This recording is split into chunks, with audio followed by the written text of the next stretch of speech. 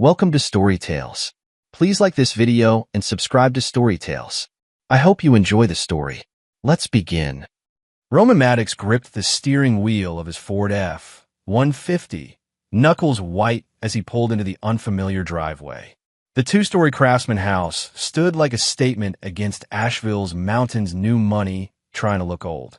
Property values here started at 7 figures.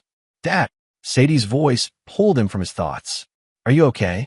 Roman looked at his 9-year-old daughter. Her dark hair in neat braids Yasmin from next door had done them this morning after Roman's failed attempts.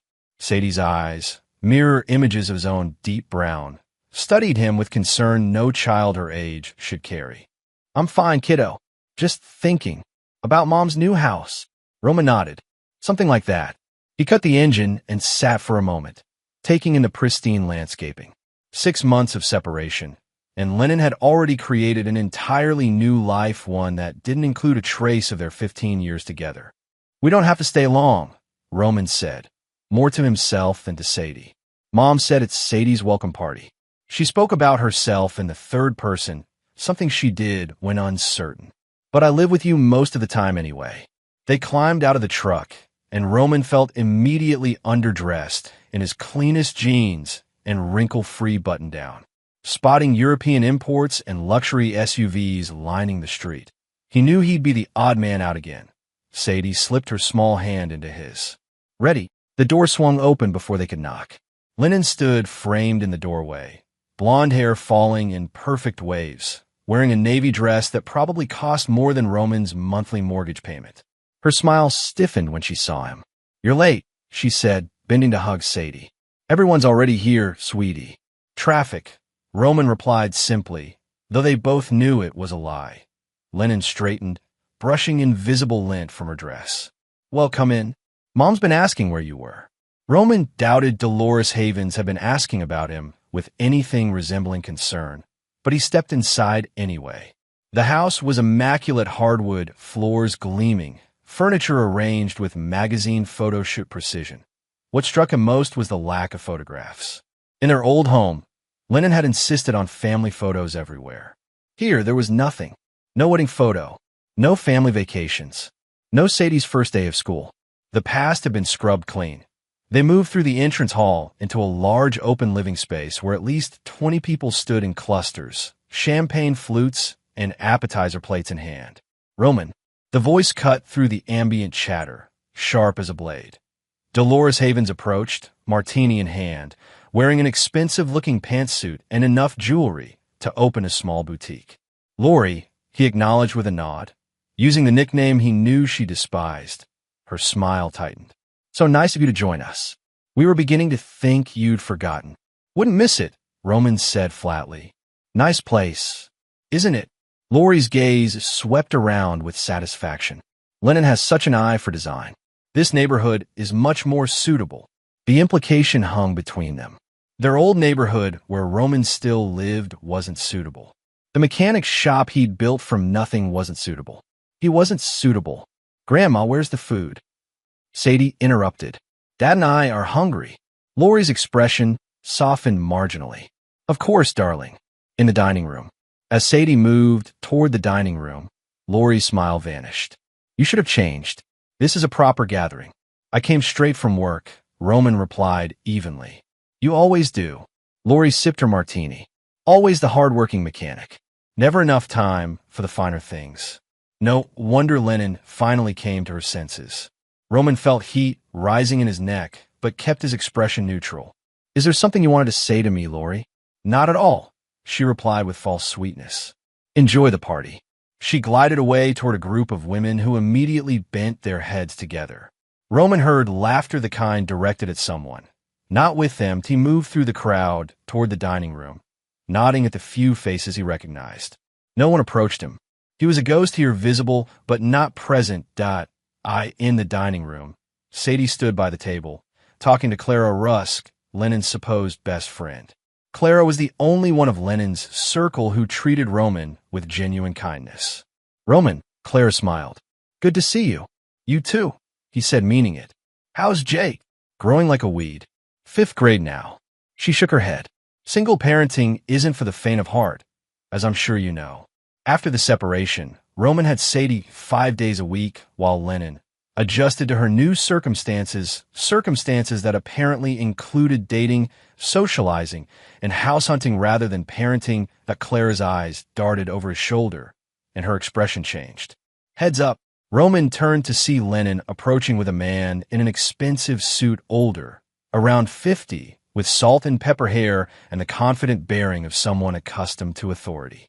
"Roman, I see you found the food," Lennon said with a practiced smile. "Have you met Glenn?" "Glenn Kersey, our mayor." "Glenn, this is Roman, Sadie's father." "Not her ex-husband. Sadie's father." The distinction was deliberate. The mayor extended his hand. "Good to meet you, Roman. Lennon's told me about your shop. Custom motorcycles, right?" Roman shook the man's hand, noting the soft palm and manicured nails. "That's right. Fascinating business. I've always admired people who work with their hands." The condescension was expertly masked but unmistakable. "Dad builds the best bikes in North Carolina," Sadie piped up. "He even made one for that famous person." "The one from movies." "Reynolds," Roman supplied. "Ryan Reynolds." Lennon's eyebrows rose slightly. She hadn't known about that client. "Impressive," Mayor Kersey said, tone suggesting otherwise. "We should all support local businesses. Backbone of the community and all that." An awkward silence followed. Sadie looked between the adults, frowning slightly. "Well," Lennon said, "we should continue greeting our guests. Sadie, darling, there are colleagues who are dying to meet you." Sadie's grip tightened on her plate. "Can Dad come too?" A flash of irritation crossed Lennon's face. "Dad might be more comfortable getting a drink. The bar is fully stocked." "I'm driving," he replied. "Of course you are." Lennon's smile didn't reach her eyes. "Ever responsible." As they turned to leave, Roman heard Mayor Kersey murmur something to Lennon that made her laugh a light, musical sound that Roman once believed was genuine. He stood alone by the food table, plate empty. The room seemed to expand around him, conversations blurring into white noise. He set the plate down and moved toward the living room, searching for Sadie. That's when he heard it. "Why is he even here?" Lori's voice, pitched just loud enough to carry. "He's like an oil stain on sill." Laughter followed Lennon's laugh among them. Roman turned to see his ex-wife standing with her mother and 3 other women, all glancing in his direction with barely concealed amusement. Lennon didn't defend him. Didn't even have the decency to look embarrassed. In that moment, Roman knew with absolute certainty that he was no longer in the middle of a difficult separation. He was in enemy territory. Roman scanned the room for Sadie, finding her near the fireplace with Mayor Kersey, who appeared to be showing her something on his phone. The man's hand rested on her shoulder with a familiarity that made Roman's jaw tighten. He crossed the room in long strides. "Sadie," Roman said, keeping his voice even. "How are you doing, kiddo?" She looked up, relief flooding her features. "Dad." Her small hand reached for his immediately, gripping with surprising strength. "Mr. Maddox," the mayor acknowledged, straightening. "I was just showing Sadie some photos of my summer house on Lake Norman. Lennon and Sadie will be joining me there next month for a long weekend." Roman felt his daughter's hand tighten. This was the first he'd heard of any trip. "That's interesting," Roman said carefully, "considering our custody schedule." The mayor's smile remained fixed, but his eyes hardened. "I'm sure you two can work something out. Lennon mentioned you're quite accommodating." Before Roman could respond, Sadie tugged at his hand. "Dad, I need to use the bathroom." Roman nodded. "Excuse us." He let Sadie lead him away, but instead of turning toward where the bathrooms would logically be, she pulled him toward the front door. "Sadie, the bathroom's probably that way," Roman pointed.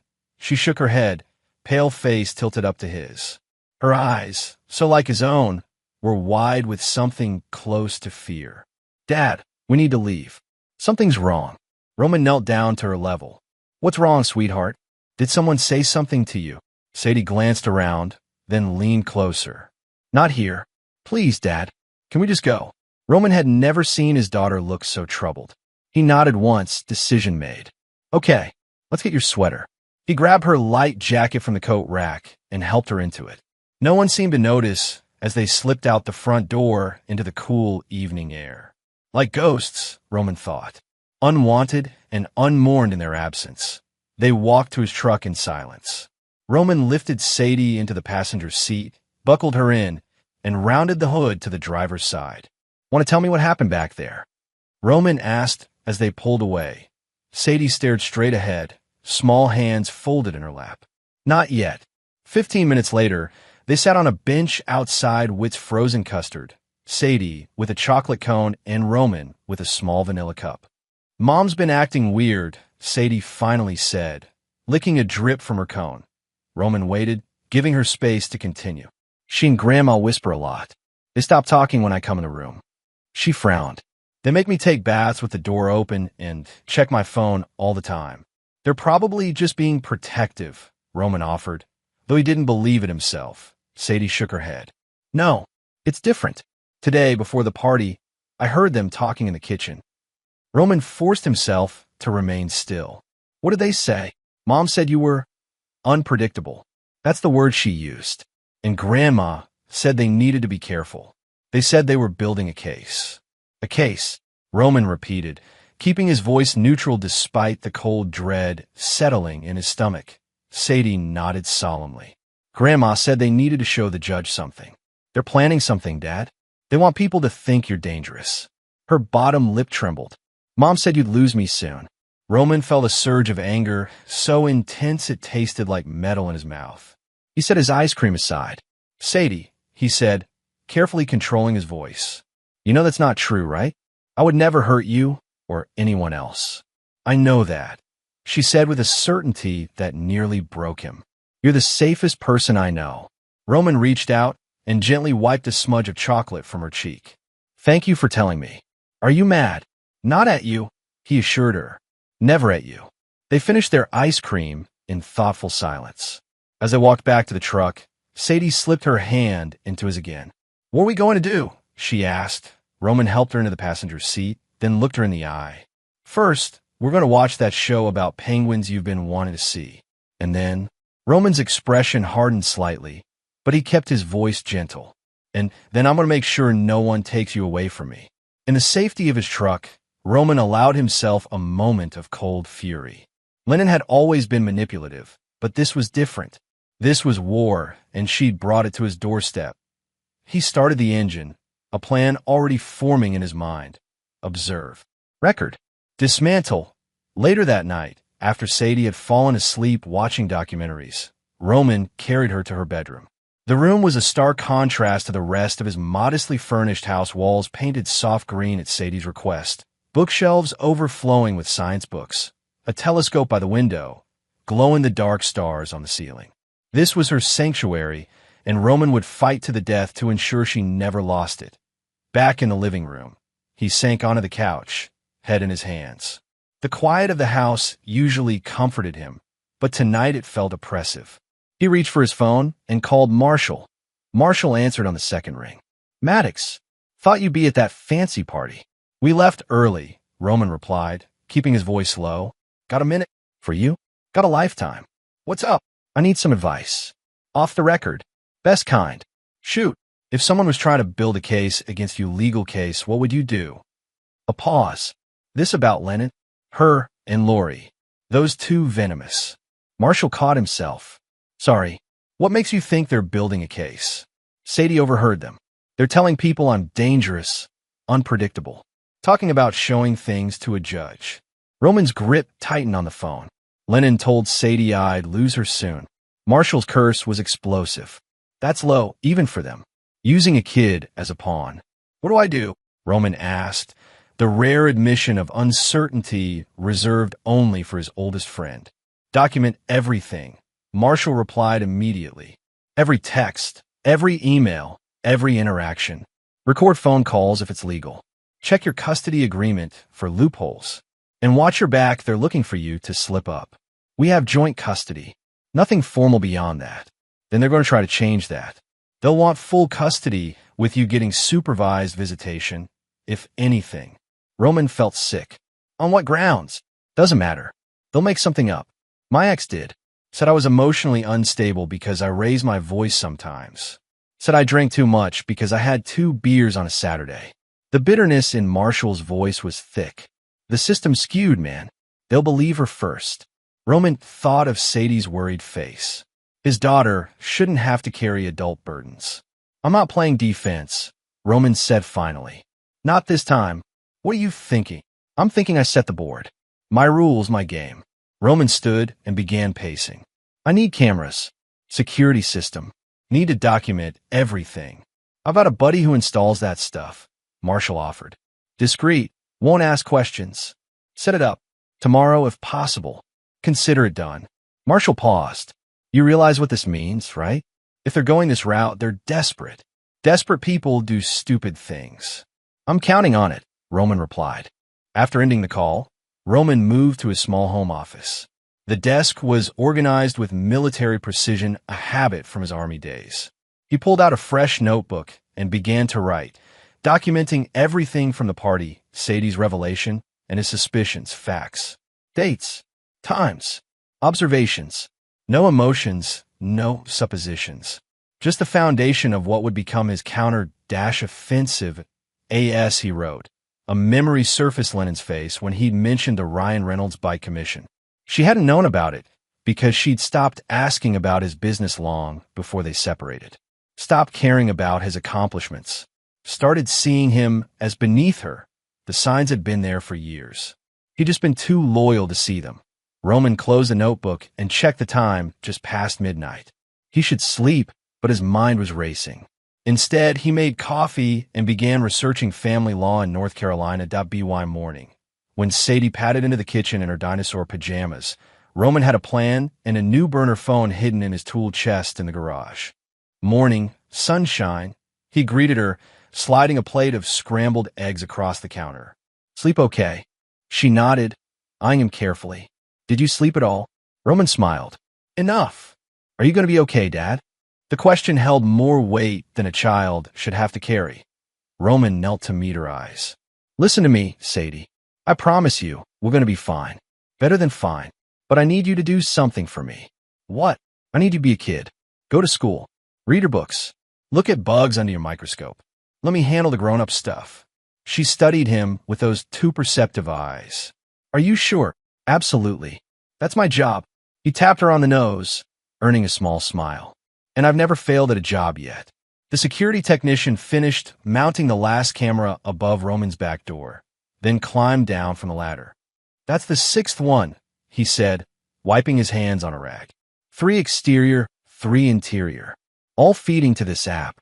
He held up his tablet, showing Roman the multi-camera view. Motion-activated, night vision-capable, audio-enabled cloud storage. Roman studied the feeds, noting the clear view of every entrance and the main living areas. Battery backup? Yes, sir. System will run for 48 hours on battery if the power goes out. The tech mic, according to his shirt, scrolled through some settings. And it's all encrypted. Nobody's hacking this feed. After the technician left, Roman stood in his living room, feeling both relieved and disturbed. He'd never imagined needing surveillance in his own home, monitoring his own life like a prisoner. But Lennon and Lori had forced his hand. His phone buzzed with a text from Marshall. All set up? Roman replied. All set. Coming to the shop. On my way. Got news point 20 minutes later. Roman was at his workbench at Maddox Custom Cycles, hands moving with practiced precision as he adjusted the carburetor on a vintage Harley. The door chimed, and Marshall walked in, carrying a manila folder. Got the background check, Marshall said, dropping the folder on the workbench. Roman wiped his hands and opened the folder. Inside was a detailed report on Mayor Glenn Kersey financial records, business connections, political history. How did you get this? Roman asked, scanning the pages. Marshall shrugged. My cousin works for a PI firm in Charlotte. Owe me a favor. Roman raised an eyebrow, but didn't press further. The information was comprehensive property holdings, campaign contributors, voting records. Look at page 4, Marshall said, tapping the folder. Roman flipped to it and froze. There, in black and white, was a list of ethics complaints filed against Kersey over the past decade. Most had been dismissed, but 2 had resulted in settlements. Sexual harassment. Roman read aloud. Both secretaries in his law firm before he became mayor, Marshall confirmed. Settlements came with NDAs. Roman's jaw tightened. And this man is spending time with my daughter. There's more. Page 6. Roman turned to it, finding detailed financial records. What am I looking at? Campaign funds. See those withdrawals? Personal expenses disguised as campaign costs. My cousin says it's enough for an ethics investigation, minimum. Why hasn't anyone caught this? Marshall leaned against the workbench. Small-town politics. People look the other way if the roads get paved and taxes don't go up. Roman closed the folder, mind racing. This is useful, but I need to be careful. Can't look like I'm attacking him politically. It's leverage, Marshall replied. Last resort type stuff. Roman nodded, sliding the folder into his desk drawer. Any word from your lawyer friend? Meeting set for Thursday. Bring your documentation. Roman turned back to the Harley, adjusting a bolt with more force than necessary. I installed cameras at home last night. Started a journal. Got the burner phone. Good start, Marshall said. What's next? Roman set down his wrench and reached for his regular phone. He pulled up the voice recorder app and set it on the workbench. Recording all calls with Lennon from now on, he said, then picked up the burner phone from his pocket. This is for emergencies. If anything happens to my regular phone, you call me here. Marshall nodded, programming the number into his contacts. You're thinking 10 steps ahead. Have to be. Roman's expression was grim. They've been planning this for months. The shop door chimed again, and Yasmin Trent stood in the doorway, her usual confident demeanor subdued. Yasmin, Roman greeted surprised. His neighbor rarely came to the shop. Sorry to barge in, she said, stepping inside. Marshall texted me. Roman shot his friend a questioning look. We need allies, Marshall said simply. Yasmin's seen you with Sadie more than anyone. Yasmin approached the workbench. Marshall told me what's happening. Lennon trying to take Sadie. Roman nodded, not bothering to hide his concern from one of the few people he genuinely trusted. That's bull, Yasmin stated flatly. You're the best father I've seen in that neighborhood. Hell, in this town. Thanks, Roman said quietly. I'm serious, Yasmin continued. My boys look up to you. After what happened with their dad.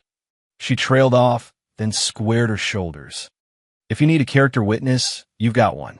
I've seen you with Sadie almost every day for 4 years. There's something else, Yasmin added. My brother Levi, he's a lawyer. Family law. Marshall mentioned him. He's good. Really good. Won my custody case when my ex had a team of corporate lawyers. Her expression hardened. If you need legal help, he's your guy. After Yasmin left, Roman turned to Marshall. You've been busy, he observed. Marshall shrugged. Said I'd help, didn't I? Besides, I've been where you are. Lost my kids because I played nice while my ex played dirty. His expression darkened. Not letting that happen to you. Roman clasped his friend's shoulder in silent thanks. The board is set, he said quietly. Now we wait for them to make a move. As if on cue, his phone rang. Lennon's name flashed on the screen. Roman caught Marshall's as he activated the recording app. And here we go. 3 days later, Roman was elbow deep in an engine rebuild when his shop phone rang. Marshall answered it at the front desk, then appeared in the doorway, expression grim. Child services, he said quietly. They're at your house. Roman wiped his hands methodically, mind racing. Did they say why? Anonymous complaint. They need to speak with you as soon as possible. Roman nodded once, picked up his keys, and headed for the door. Hold down the fort. I'll call when I know something. The drive home took 15 minutes of white-knuckle tension as Roman cycled through possibilities. An anonymous complaint. The timing was too perfect to be coincidence. When he pulled into his driveway, a government-issue sedan was parked at the curb. A middle-aged woman stood on his porch, clipboard in hand. Mr. Maddox, she called as he approached. I'm Angela Reeves, County Child Protective Services. Roman nodded, keeping his expression neutral as he unlocked the front door. Come in. He led her to the living room, grateful he'd cleaned the house that morning. I understand you're here about a complaint, he asked, gesturing for her to sit. Angela Reeves took a seat on the couch, arranging her clipboard on her lap. Yes, we received an anonymous report expressing concern about your daughter's well-being. What kind of concern? Roman asked, remaining standing. Ms. Reeves consulted her notes. The caller alleged aggressive behavior, recklessness, emotional instability. She looked up at him. They claimed you keep weapons in the home accessible to your daughter. Roman's jaw tightened. I have a hunting rifle, locked in a gun safe. Ammunition stored separately. I'm a veteran. I know weapons safety. May I see the storage arrangements? Of course. Roman led her to the hallway closet, opening it to reveal a heavy steel gun safe with a digital lock. The combination is known only to me. Ms. Reeves made a note. And your daughter's living conditions? Her room is down the hall. You're welcome to see it. They moved to Sadie's bedroom.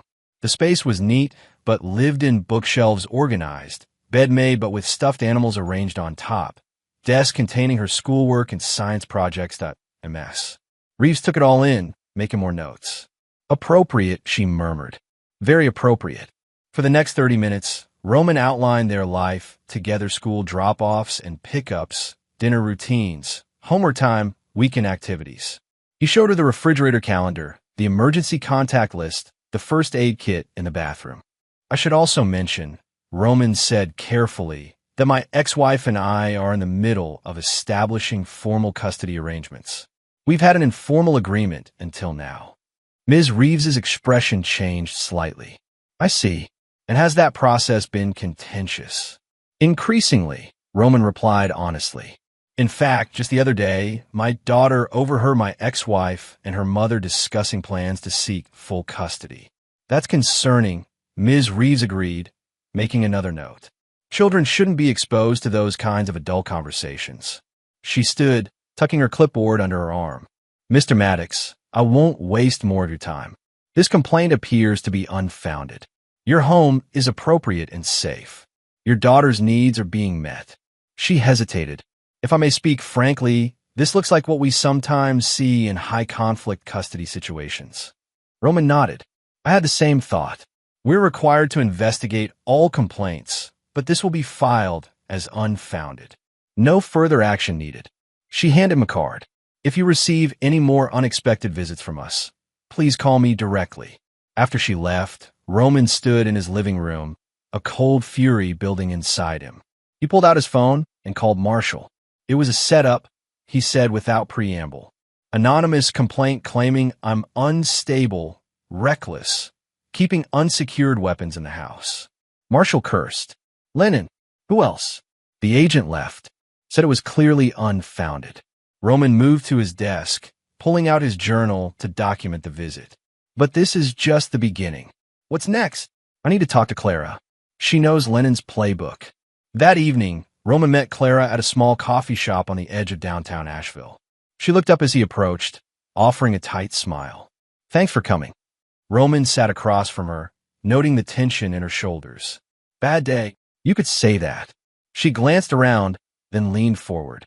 I heard about CPS showing up at your house. Roman's eyebrows rose. How? Lennon's been bragging, Clara said, disgust evident.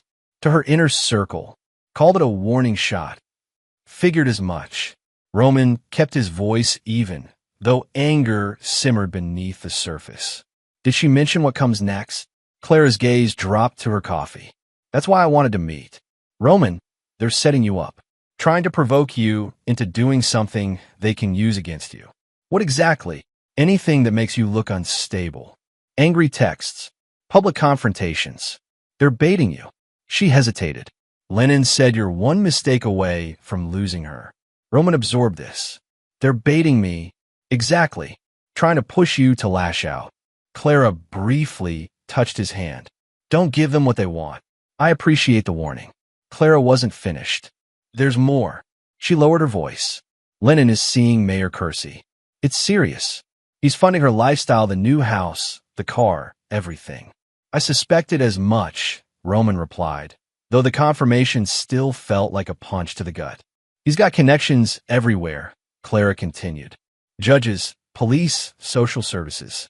Lennon's counting on that. Roman studied Clara's worried face. Why are you telling me this? Aren't you and Lennon friends? Something flashed in Clara's eyes, hurt, perhaps, or resentment. We were. Maybe we still are, I don't know anymore. She sighed. But what she's doing is wrong. Using Sadie as a weapon? That's unforgivable. Roman nodded slowly. Thank you. Be careful, Roman. They're playing to win. His expression hardened slightly. So am I. A week passed without incident, no more surprise visits, no provocative texts from Lennon, no calls from Sadie in distress. The calm before the storm, Roman knew. He used the time to strengthen his position, meeting with Yasmin's brother Levi for legal advice, gathering character statements, documenting every interaction with Lennon in meticulous detail. On Friday evening, Roman was alone at the shop, finishing paperwork after Marshall had left. The spring sun had set, casting the workshop in the artificial glow of overhead fluorescence. The ring of the front door chime cut through the silence. Roman glanced at his watch, 8:17 p.m. While past closing time, he moved to the front, hand instinctively resting near the heavy wrench in his back pocket. The shop was in a good area, but old habits died hard. Clara stood just inside the door, hugging herself despite the mild evening. Her normally neat appearance was disheveled hair pulled back carelessly, minimal makeup, wearing jeans and a wrinkled blouse.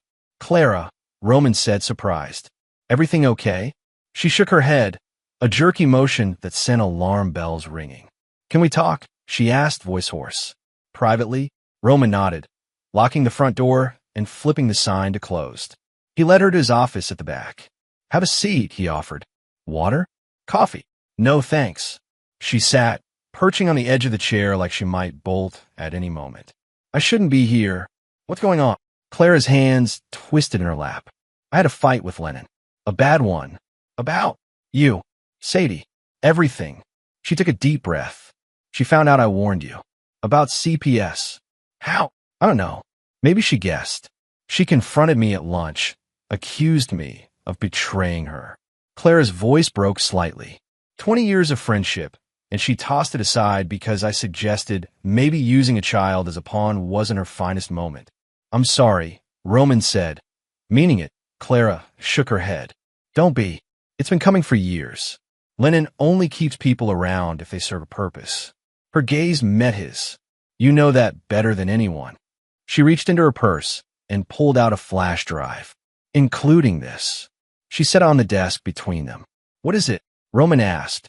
A voice memo from Lennon's phone. Clara's expression was grim. She left her phone at my house last weekend. I saw texts coming in from Lori. They were talking about you, about the plan. I looked, and I copied some things, just in case. Her gaze hardened. It was wrong, I know that. But after what she's trying to do to you and Sadie, I don't even feel guilty. What's on it? A conversation between Lennon and Lori. They were talking about planting something at Roman's shop. Pills in Sadie's bag to make it look like you have a drug problem. Roman's hand closed around the flash drive, knuckles whitening. You're sure? Clara nodded. Positive. It's their voices, clear as day. They were going to do it next time Lennon drops Sadie off here. Hide prescription pills in her backpack, then discover them later. Roman felt ice in his veins. These weren't just attempts to make him look bad. They were trying to set him up for criminal charges. When was this recorded? 3 days ago. Clara's eyes filled with tears. Roman, I'm so sorry. I should have said something sooner, but I kept hoping Lennon would back down, that she'd remember who she used to be. Roman reached across the desk, briefly touching her hand. You're saying something now. That matters. There's more on there. Text screenshots. Photos of notes in Lori's handwriting lists of ways to trigger Roman's temper. They've been planning this for months. Since before the separation? Clara nodded. I think so. Thank you, Clara. What are you going to do? Protect myself. And Sadie, will you go to the police?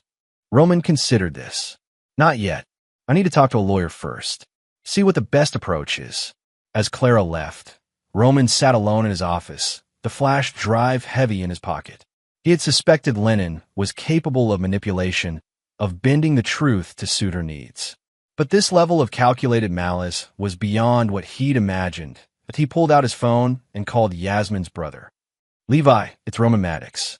Sorry to call so late, but I need to meet. First thing tomorrow, if possible. He paused, listening. No, it can't wait. I have evidence. Recordings. They're planning to plant drugs. Roman lay awake that night, memories cycling through his mind like slides in an old projector. Not just recent events, but moments from throughout his marriage, signs he'd missed, warnings he'd ignored. He remembered their early days, Lennon's laughter, the way her eyes lit up when she talked about her dreams.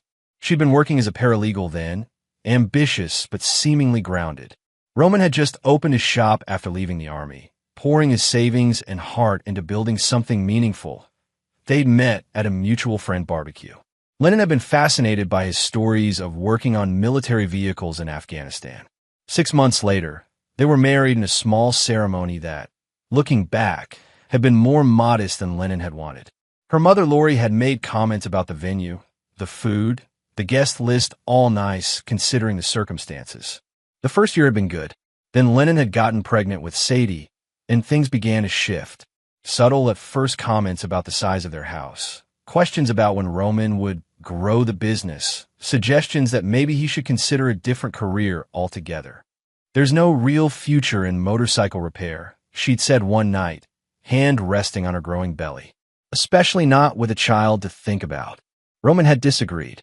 His shop was profitable, steadily growing, developing a reputation for quality work. But Lennon had seen it as beneath them, beneath her. After Sadie was born, the pressure increased. Lennon had quit her job, insisting that they needed to present a certain image now that they were parents. She'd begun spending more time with her mother, more money on clothes and home decor, more energy on cultivating friendships with the right people. Roman had worked longer hours to support their lifestyle, missing dinners, parties, social events. Lennon had called it neglect. He'd called it building a life. By the time Sadie was 7, they were essentially roommates. Lennon had her social circle, Roman had his workshop, and they shared only logistics and brief conversations about their daughter. The breaking point had come when Roman had landed the commission for Ryan Reynolds, a custom bike that would generate significant publicity for the shop. Instead of celebrating, Lennon had asked, "But will it change anything? Really? Or will you still be just a mechanic with a famous client?" The separation followed shortly after. Roman moved Lennon's things out while she was on a weekend trip with Lori. When she returned, he'd handed her the keys to a small apartment he'd rented for her and said, "I think we need some time apart." Looking back, Roman realized that's when the real battle had begun. Lennon hadn't expected him to be the one to leave. In her mind, she was supposed to outgrow him, discard him when a better option came along.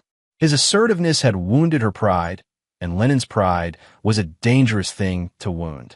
Now, 6 months later, she was living in a house he couldn't afford, driving a car he couldn't buy, dating a man with power and influence, and systematically trying to take the one thing Roman truly cared about, Sadie.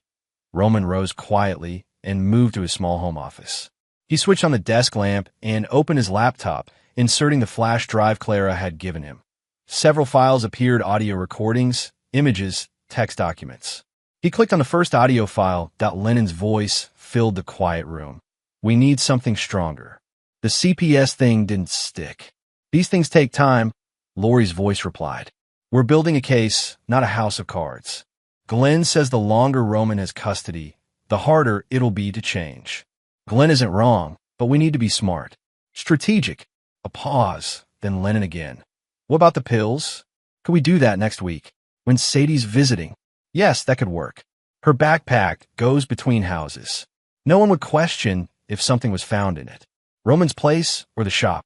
"The shop," Lori answered decisively. "More people around. Witnesses. And he keeps tools there, dangerous things. Adds to the narrative." "And then what?" "We just find them."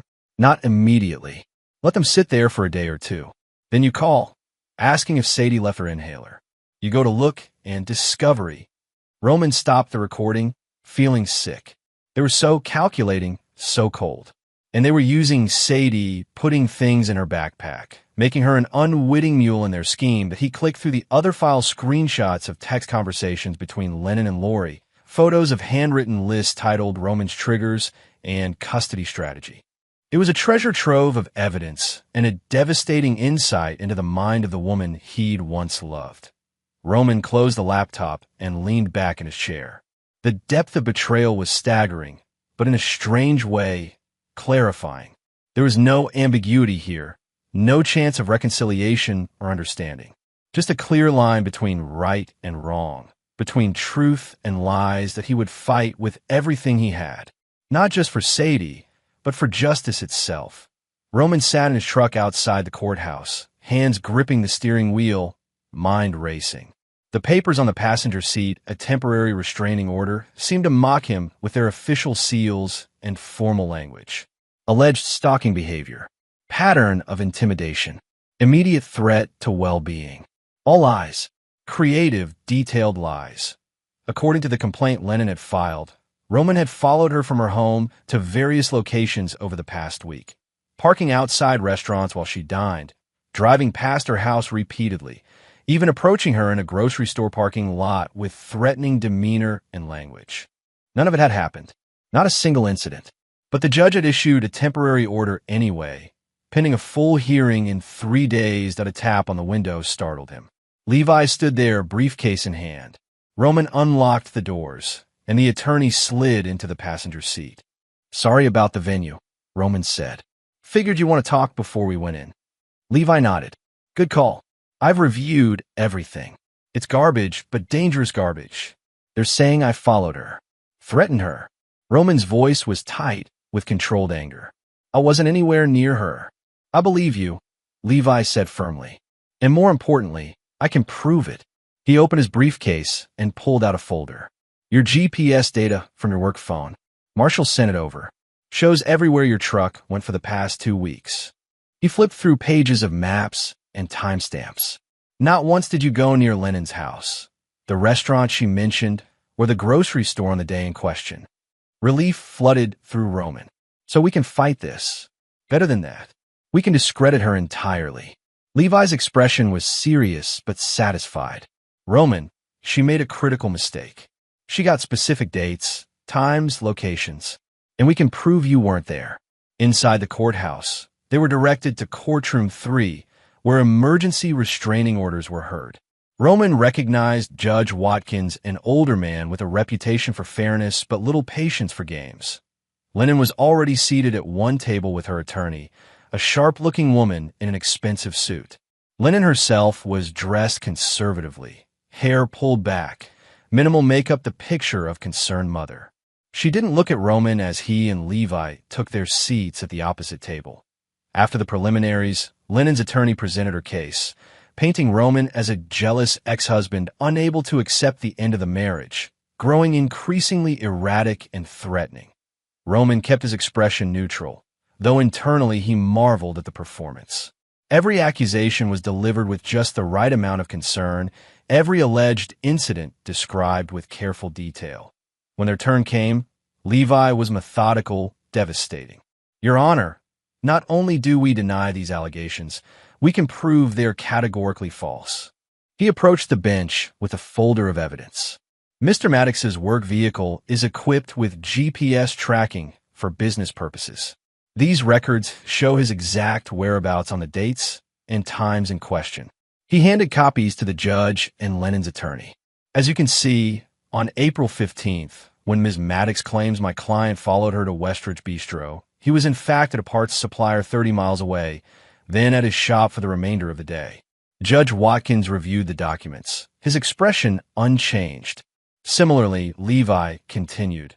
"On April 17th, when Ms. Maddox alleges Mr. Maddox drove past her home repeatedly, GPS data shows he drove directly from his home to his daughter's school, then to his shop, then home again. At no point did he enter Ms. Maddox's neighborhood." Lennon leaned toward her attorney, whispering urgently. The attorney's face remained professional, but a flicker of concern crossed her features. Most significantly, Levi pressed on, regarding the alleged confrontation at Carter's Grocery on April 20th. "We have security footage from Mr. Maddox's shop showing him present and working continuously from opening until closing. He simply could not have been at Carter's Grocery at 2:30 p.m. as claimed." Judge Watkins set the papers down and looked at Lennon's attorney. "Counselor, your response." The attorney cleared her throat. "Your Honor, my client stands by her statement. Perhaps there was a malfunction with the GPS system, or on every date in question." Judge Watkins interrupted, skepticism evident. And what about the security footage? We would need to review that footage, Your Honor. The judge nodded. I'm sure you would. Unfortunately, I don't see sufficient evidence to maintain this temporary order. He turned to Roman. Mr. Maddox, this order is dismissed. You're free to go about your business. Relief washed over Roman, but Levi wasn't finished. Your Honor, we'd like to request sanctions against Ms. Maddox for filing a false report. The evidence clearly shows that these allegations were fabricated. Judge Watkins considered this, then turned to Lennon. Ms. Maddox, these are serious allegations you've made. If they're found to be knowingly false, there can be serious consequences. Lennon's composure slipped for the first time. I wasn't lying. I saw him. I felt threatened. The evidence suggests otherwise. The judge replied evenly. I'm going to take the request for sanctions under advisement. In the meantime, he leaned forward, eyes stern. I strongly caution you against making further allegations without substantial supporting evidence. This court does not look kindly on being misled. He banged his gavel. We're adjourned. As they gathered their papers, Roman caught Lennon's eye across the room. Her expression was a mixture of shock and fury. She hadn't expected him to come prepared. She hadn't expected him to fight back so effectively. Outside the courtroom, Levi clasped Roman's shoulder. That went better than expected. Watkins is nobody's fool. What happens now? Now we go on offense. The restraining order was their Hail Mary trying to keep you from Sadie by painting you as dangerous. Levi's expression was grim but satisfied. It backfired spectacularly.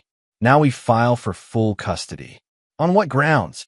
Parental alienation, false reporting, conspiracy to interfere with your relationship with your daughter. Levi ticked off on his fingers. Plus, we have the evidence from Clara about their plans to plant drugs. It's a strong case, Roman.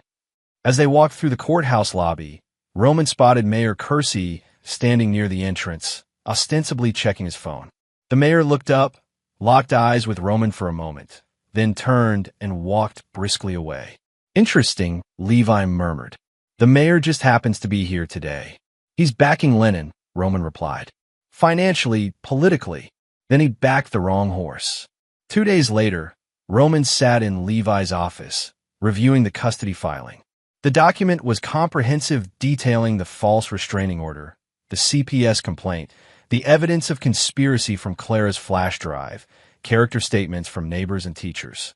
It's solid, Levi said, leaning back. We're requesting sole legal and physical custody with supervised visitation for Lennon, pending a psychological evaluation. Roman frowned slightly. Is that too aggressive? After what she's tried to do? Not at all. Levi shuffled the papers into order. The goal is to protect Sadie. Given Lennon's attempts to alienate you and her willingness to involve Sadie in her schemes, supervised visitation is appropriate. Roman's phone buzzed. A text from Clara. Need to meet. Urgent. Can you come to the park near your shop in 20 minutes? I need to go, Roman said, showing Levi the message. Clara has something. 20 minutes later, Roman pulled into the small public park 2 blocks from his shop. Clara sat on a bench near the duck pond, sunglasses on despite the partly cloudy sky. As Roman approached, he noticed her tense posture, the way she kept glancing around. Clara, he greeted, sitting beside her. Everything okay? She removed her sunglasses, revealing reddened eyes. No, not even close. She reached into her purse and withdrew another flash drive. Take this. Don't let anyone know you have it. Roman pocketed it immediately. What's on it? More recordings. Conversations between Lennon and the mayor. Plans for after they get custody. Her voice lowered. They want to move, Roman, to Charlotte. Mayor Kersey's taking a position with a law firm there once his term ends in June. They take Sadie with them. The news hit Roman like a physical blow. Charlotte was over 100 miles away, too far for regular visits. Too far to remain an active presence in Sadie's life. Can they do that? Not without court approval, but they're confident they'll get it. Clara's hands twisted in her lap. The mayor has connections with family court judges in Charlotte, too. They've been laying groundwork. Why are you still helping me? Lennon already cut ties with you. Clara's expression hardened. This isn't just about Lennon and me anymore. This is about a child. About right and wrong. She paused.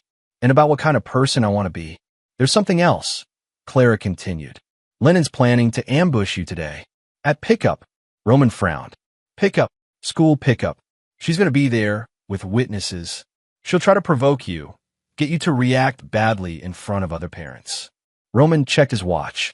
School dismissal was in 45 minutes. I need to go, he said, standing. Levi should be there. Good idea. And Roman? Clara caught his arm. Be careful. She's desperate now.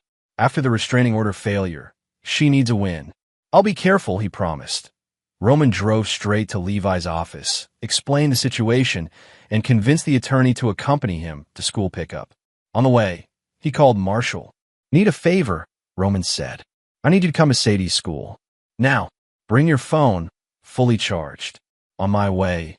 Marshall replied without hesitation. What's happening? Lennon's planning a scene. I need witnesses' documentation. At the school, Roman and Levi arrived 15 minutes before dismissal. They parked in the visitor lot, choosing a spot with clear visibility of the pickup area. If she approaches, say as little as possible, Levi advised. Don't engage, don't react, don't give her anything she can use. Roman scanned the growing line of cars and cluster of waiting parents. There she is. Lennon stood near the school entrance, wearing a casual but expensive outfit, chatting with two other mothers. She looked perfectly at ease, as if showing up on Roman's designated pickup day was completely normal. Marshall arrived moments later, parking beside Roman's truck and joining them. That's her? By the doors. Yes. She's never here on my days. This is deliberate. As the dismissal bell rang, they walked toward the pickup area. Lennon spotted them immediately and moved to intercept. Roman, she called, voice carrying across the courtyard. We need to talk about Sadie. He stopped, maintaining distance, aware of parents turning to watch. This isn't the place, Lennon. It's my day for pickup. She approached anyway, expression a perfect mask of concerned motherhood. I'm worried about her. She came home upset last weekend. Said you yelled at her. The lie was so unexpected, so bold, that Roman nearly reacted. He caught himself, remembering Levi's advice. That's not true, he said evenly. And you know it. Lennon stepped closer, lowering her voice, but not enough that nearby parents couldn't hear. Don't call my daughter a liar, Roman, just because you can't control your temper. Ms. Maddox, Levi interrupted smoothly, stepping forward. I'm Levi Trent, Roman's attorney. This isn't an appropriate venue for discussing private family matters. Lennon's eyes widened slightly. She hadn't expected Roman to bring legal counsel to a school pickup. I'm concerned about my daughter, she insisted, recovering quickly. That's hardly a private matter. Actually, it is, Levi countered. And according to the custody schedule you signed, today is Mr. Maddox's day for pickup. Your presence here is unnecessary and potentially disruptive. Marshall had his phone out, openly recording the interaction. Several parents were watching now, some pretending not to, others making no effort to hide their interest. Are you filming me? Lennon demanded, noticing Marshall's phone. Public place, Marshall replied calmly. No expectation of privacy. This is harassment, Lennon said, voice rising slightly. You're all ganging up on me because I dare to question Roman's parenting. The school doors opened and children began streaming out.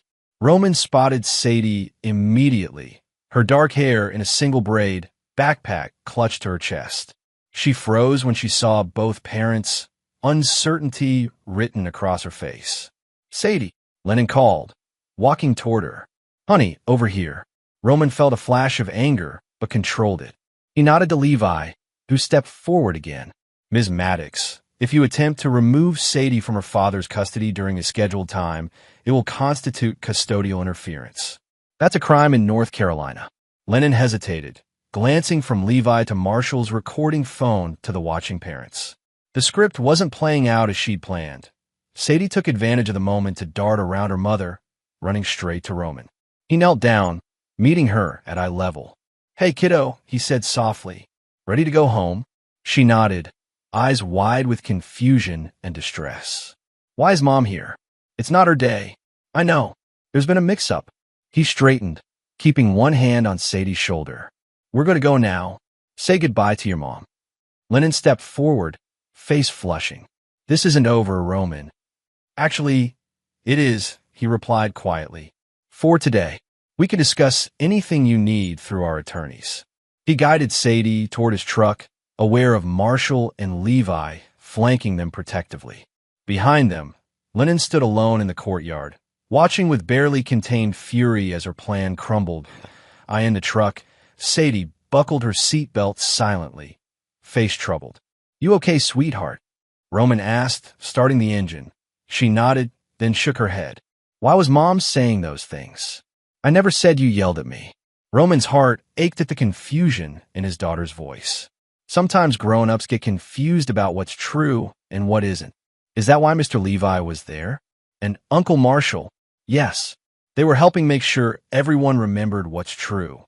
Sadie considered this, then nodded again. Good. I don't like it when people forget what's true. The courtroom was more crowded than Roman had expected. Family court proceedings were typically private affairs, but word had spread about the high-profile case involving Mayor Kersey's girlfriend. Roman sat beside Levi at the plaintiff's table, posture straight, expression composed. Across the aisle, Lennon sat with her attorney, looking polished in a conservative blue dress. Lori sat directly behind her, silver blonde hair arranged perfectly, lips pressed into a thin line. Mayor Kersey was noticeably absent strategic decision, Levi had suggested, to avoid the appearance of using political influence. Judge Chun entered, a middle-aged woman with a reputation for thoroughness and fairness. Roman felt a flicker of hope. If anyone would see through Lennon's facade, it would be Judge Chun. Once everyone was seated, Judge Chun reviewed the file before her. We're here on a petition for modification of custody filed by Roman Maddox regarding his minor child, Sadie Maddox. Mr. Maddox is requesting sole legal and physical custody with supervised visitation for the mother, Lennon Maddox. She looked up. Let's begin with opening statements. Levi rose, buttoning his suit jacket. Your Honor, this case is about a father fighting to protect his daughter from a pattern of manipulative and destructive behavior by her mother and maternal grandmother.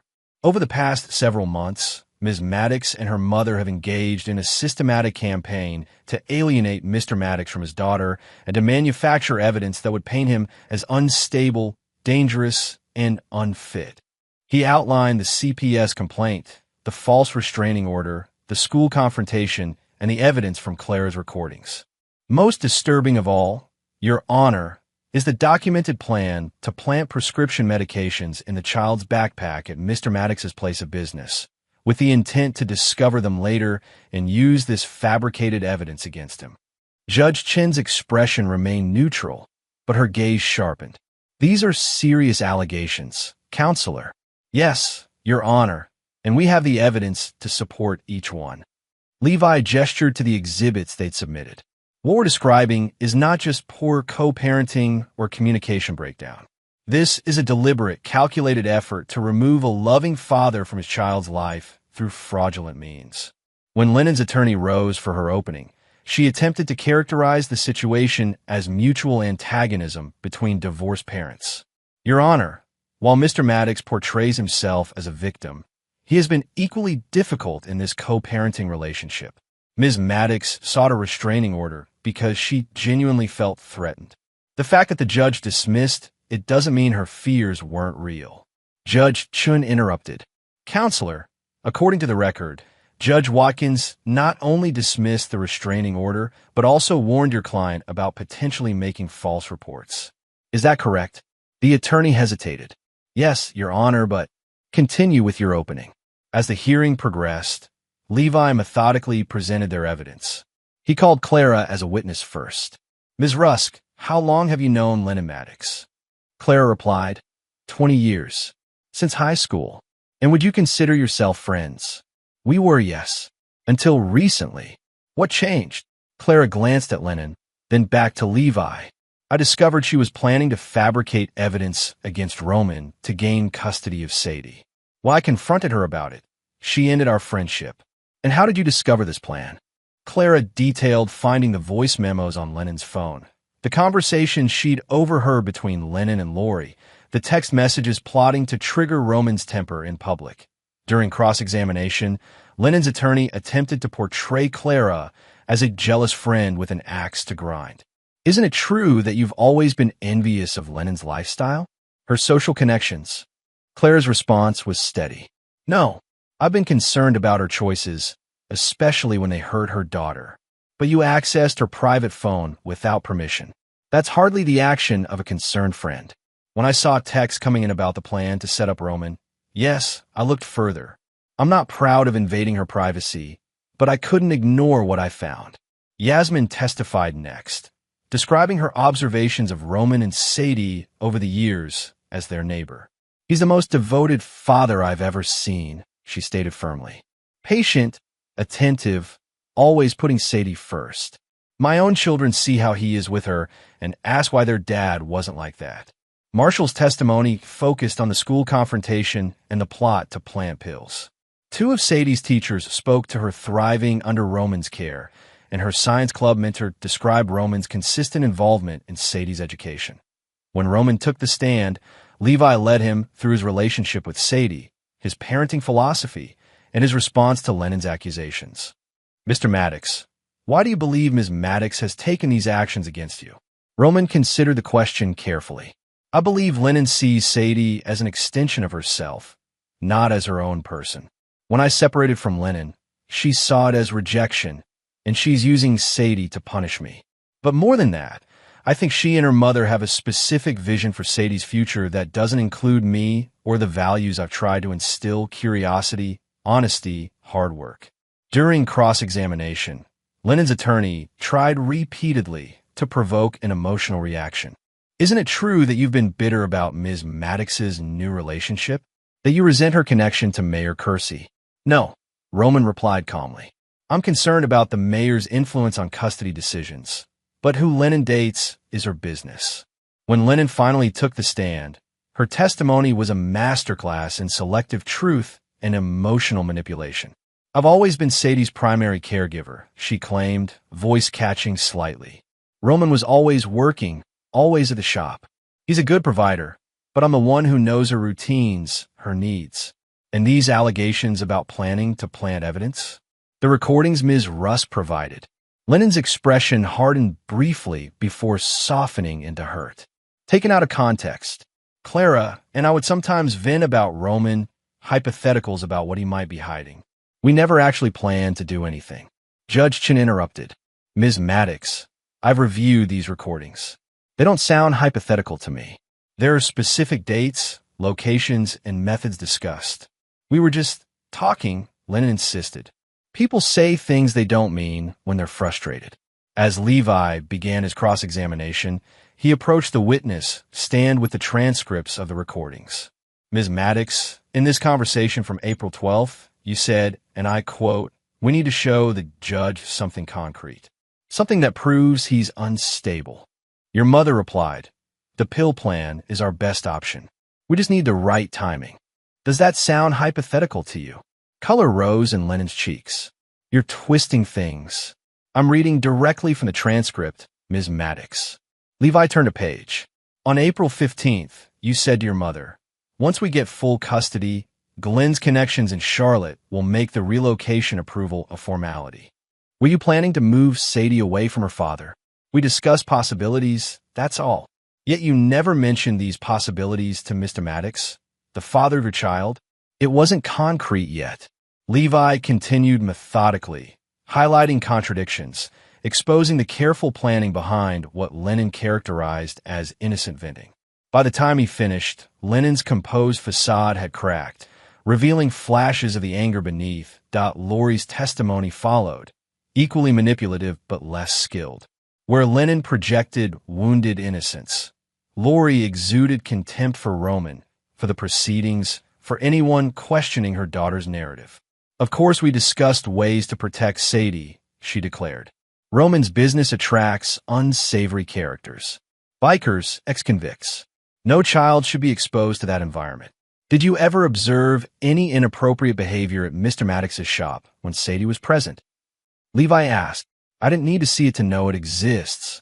So that's a no. Lori's eyes narrowed. You're twisting my words. I'm asking for facts, Mrs. Havens. Do you have any? In her closing argument, Lennon's attorney emphasized Lennon's role as Sadie's mother, the importance of maternal care, and the misunderstandings that had led to the current situation. That Levi's closing was succinct and powerful. Your Honor, this case presents a stark choice between truth and manipulation. Mr. Maddox has provided concrete evidence of Ms. Maddox's attempts to alienate him from his daughter through fraudulent means. The recordings are clear, the pattern is established, and the intent is undeniable. He gestured to Roman. Here sits a father who has done everything right, documented interactions, secured his home, maintained Sadie's routines, supported her interests. He hasn't disparaged Sadie's mother to her. He hasn't tried to turn his daughter against her mother. He has simply fought to remain in her life despite extraordinary efforts to remove him. Judge Chun called a recess to review the evidence before rendering her decision.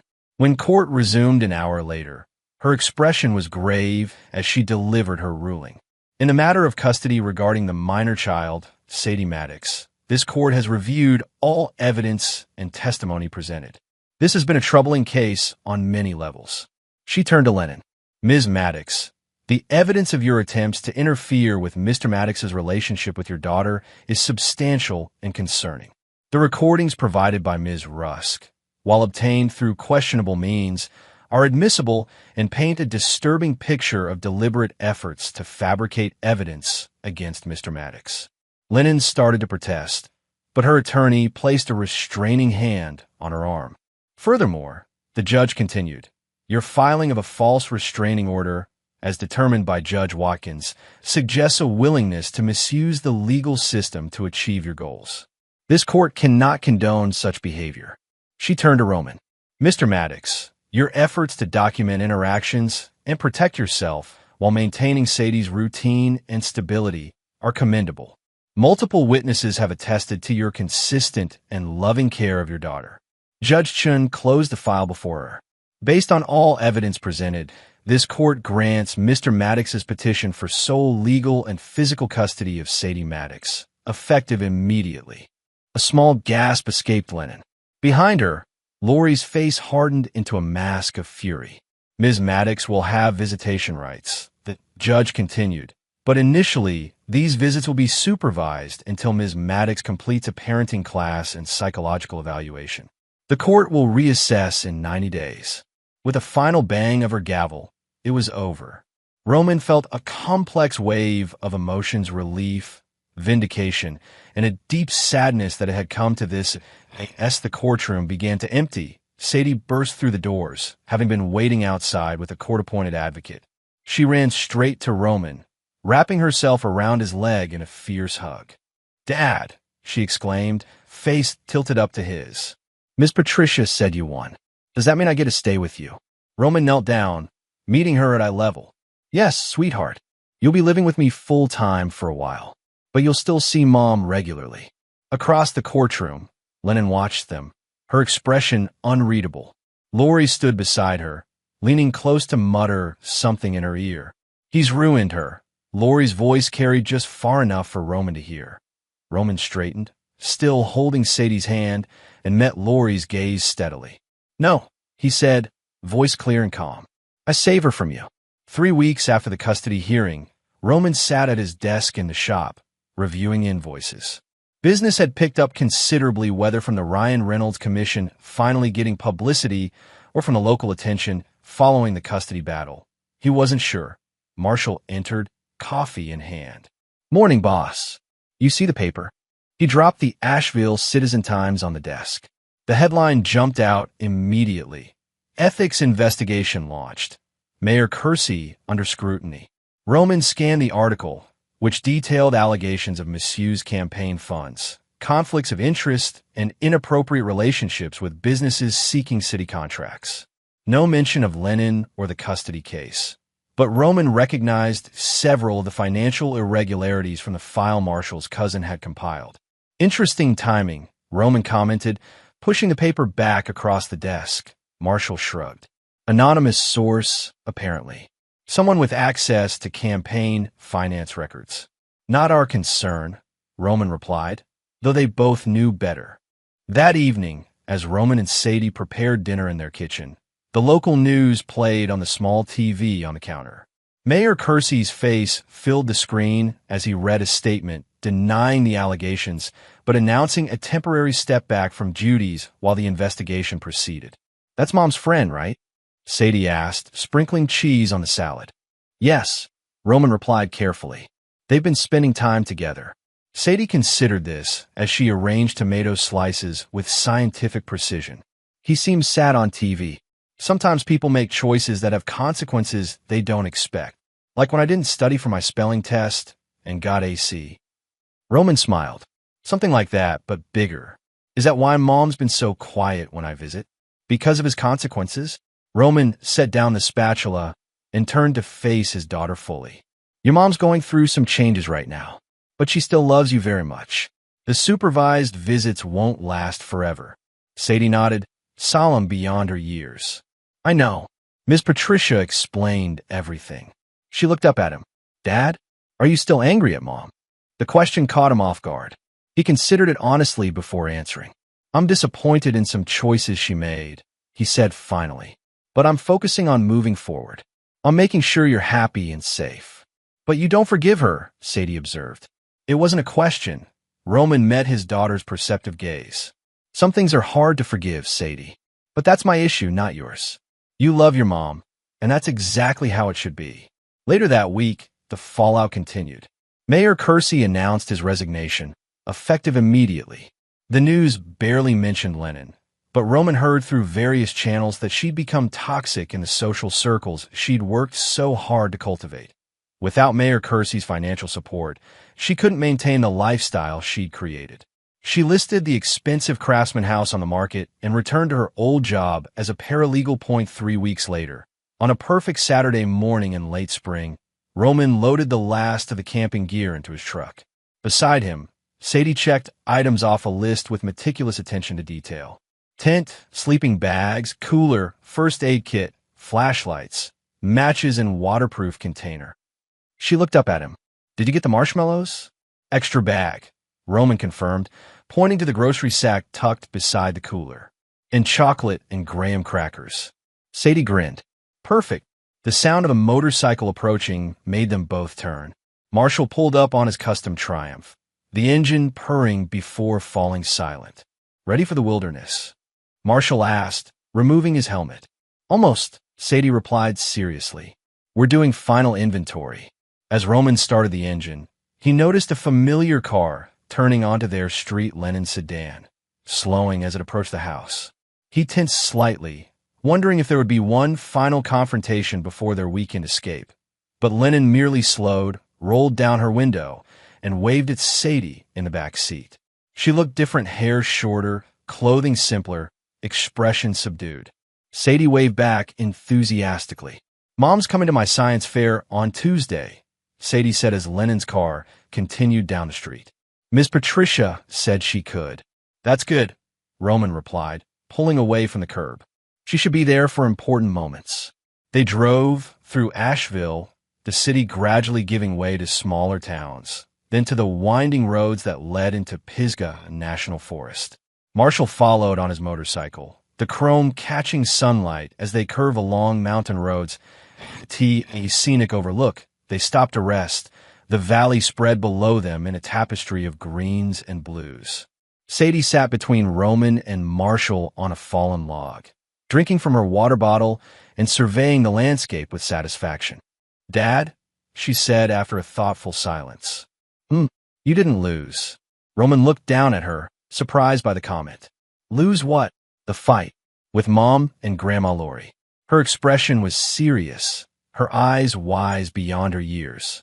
"They wanted you to lose me, but you didn't." Roman put his arm around her small shoulders, throat tight with sudden emotion. "No," he said quietly. "I just made sure they didn't." Sadie nodded, satisfied with his answer, and returned to watching a hawk circle lazily above the valley. Later that afternoon, as they broke camp and loaded the truck for the journey home, Roman felt a sense of peace he hadn't experienced in months. The battle was over. Not just the custody fight, but the larger war, the one for truth, for justice, for the right to determine his own and his daughter's future. He didn't forgive Lennon. Some betrayals cut too deep for forgiveness. He wouldn't seek revenge, wouldn't actively wish her harm, but neither would he pretend the past hadn't happened. She had shown him who she truly was, and he believed her.